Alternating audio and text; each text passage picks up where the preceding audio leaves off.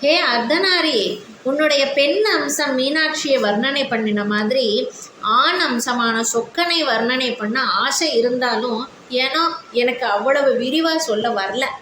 சரி, அதை விட உன்னை பற்றி சொல்ல இன்னும் நிறையா இருக்குது.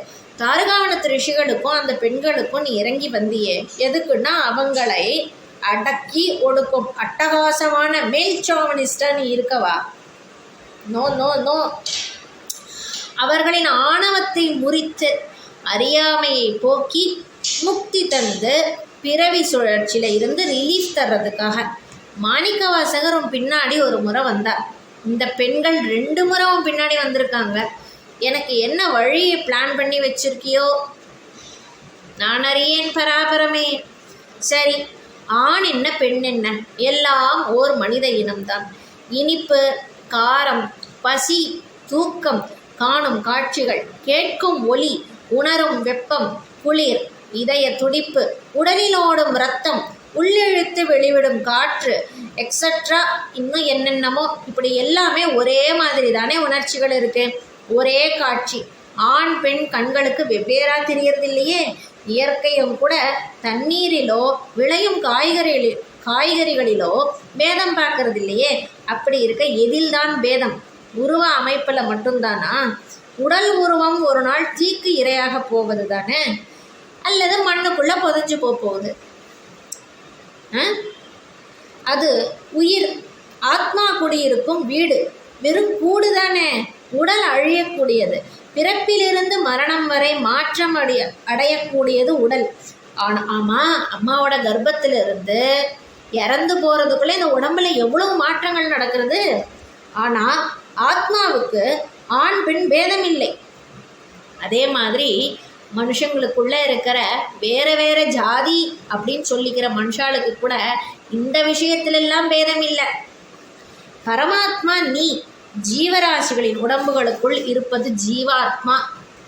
Ultimate target of cycle of the birth என்ன அப்படின்னா, ஜீவாத்மா பரமாத்மாவுடன் ஐக்கியமாகணும். அந்த ஜீவாத்மாவுக்கு அவ்வளவு சாமர்த்தியம் போராது. அதனால் நீயே இறங்கி வர்ற. இதுக்காகத்தான் நீ வந்த.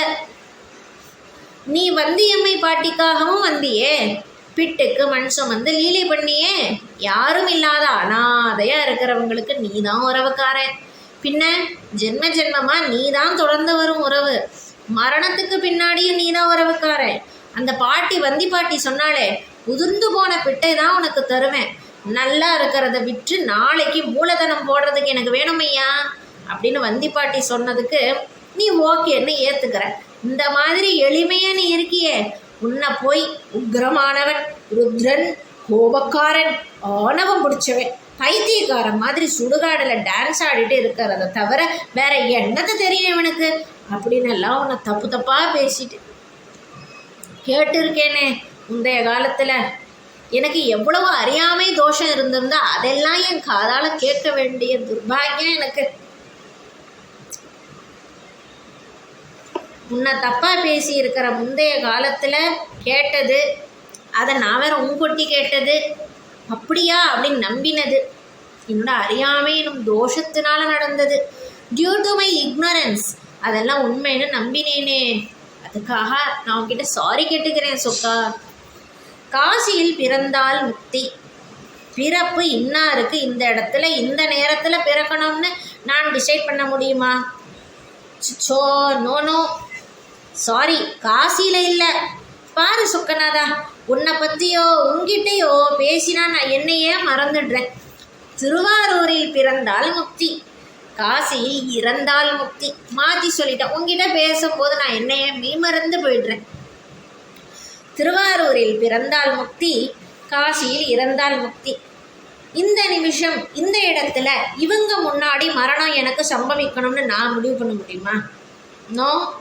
ஆனால் இருந்த இடத்துல இருந்து அண்ணாமலையானை நினைக்க முக்தி, இது ஈஸி. இப்போ கூட அண்ணாமலையான நினைக்கலாம். ஆனால் இதை கூட செய்ய முடியாமல் இருக்கேனே. சிந்தை எங்கெங்கோ போயிடுது. சரி, திருவண்ணாமலையில் ஒரு லீலை பண்ணினேன். அது என்னென்னா, வல்லாள மகாராஜான்னு ஒருத்தர், அவர் உனக்கு கோபுரம் கட்டினார். இன்றைக்கும் அந்த பேர்லேயே அந்த கோபுரம் குறிப்பிடப்படுது. பாத்தியா, அண்ணாமலையானுக்கே ராஜாவுக்கே கோயில் கோபுரம் கட்டியிருக்கேன்னா அப்படின்னு நினச்சிட்டாராம். வீதி உலா வரும்போது நீ அந்த கோபுரம் வழியாக வராமல் நின்றுட்ட. ராஜா அதிர்ச்சி ஆயிட்டார். நீ அவரோட அறிவில் சூடு போட்டுட்ட. தன் ஆணவ எண்ணத்தை உணர்ந்து உன்னிடம் வேண்டிய பின்பு நீ நகர்ந்து வந்தியான். அந்த ராஜா ஒரு சிறந்த சிவபக்தராம். நீ ஒரு நாள் சிவனடியாரா போய் உனக்கு ஒரு தாசியை ஏற்பாடு செய்து தரும்படி கேட்ட. அந்த ஊரில் இருக்கும் அத்தனை தாசிகளும் அன்னைக்கு கமிட்டடு.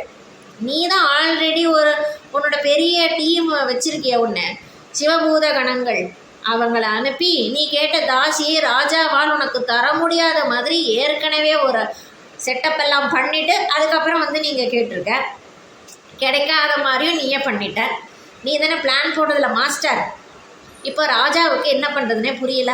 அப்புறம் தன் மனைவியான ராணியையே உனக்கு அனுப்ப முடிவு பண்ணார். ராணியும் கவலையோட, அண்ணாமலையானே என்ன சோதனை இதுன்னு வருந்திட்டே வந்தாங்க உன்கிட்ட.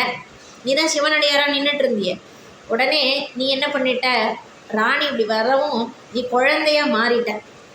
குழந்தை வாரிசு இல்லாத வல்லாள ராஜா தம்பதிகளுக்கு நீ கொடுத்த வாக்குக்கு ஏற்ற மாதிரி மகனாக இருந்து செய்ய வேண்டிய ஈமக்கிரியைகள் மற்றும் வருஷ சார்த்தம் காரியங்களை நீ இன்னமும் வருஷம் பண்ணுற.